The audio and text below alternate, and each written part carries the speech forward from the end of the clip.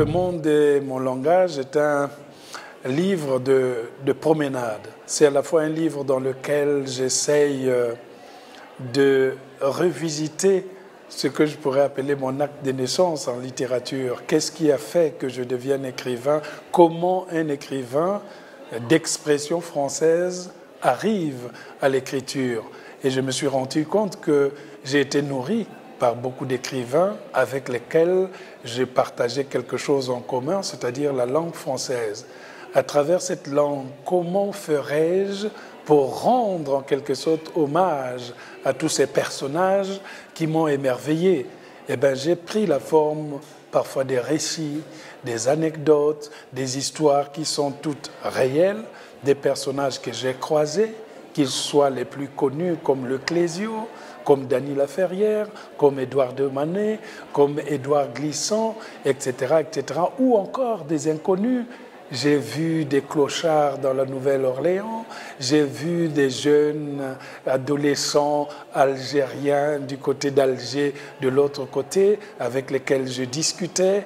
Et tout cela est écrit comme une sorte de ballade qu'on lit comme si on était en train de lire un roman, parce qu'au fond, c'est aussi un livre de fiction. Comment on peut transformer des personnages réels en personnages de fiction, et chaque chapitre est une ville que j'ai visitée, ou alors ça peut être un fait. Et au milieu de tout ça, on retrouve aussi des interviews, des colères, des joies. L'interview de Dany Laferrière qui m'explique comment préparer un saumon, ou peut-être l'interview d'Eduardo Manet qui n'arrive pas à se départir de la jalousie des autres écrivains cubains. C'est un livre, c'est vrai, de bruit, de joie, de peine, mais aussi d'éclat de rire.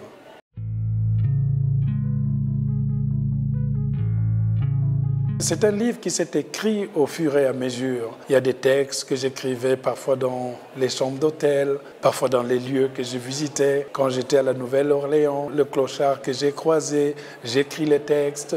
Il y a d'autres que j'avais écrits il y a très longtemps, mais les révisitant, je me suis rendu compte que finalement, ce sont ces rencontres qui ont façonné ma nature d'oiseau migrateur. C'est un peu comme un oiseau qui a tellement voyagé, qui a vu des saisons les plus éloignées. Et tout cela a fini par constituer une masse dont je ne me rendais pas compte de l'uniformité. Parfois, les textes que nous écrivons de façon éparpillée sont en réalité ceux qui traduisent le mieux notre univers. Donc, je les ai écrits bout à bout, à gauche, à droite, sans savoir que les textes eux-mêmes se formaient, s'embrassaient pour constituer une sorte d'histoire de migration d'un écrivain à l'intérieur de la langue.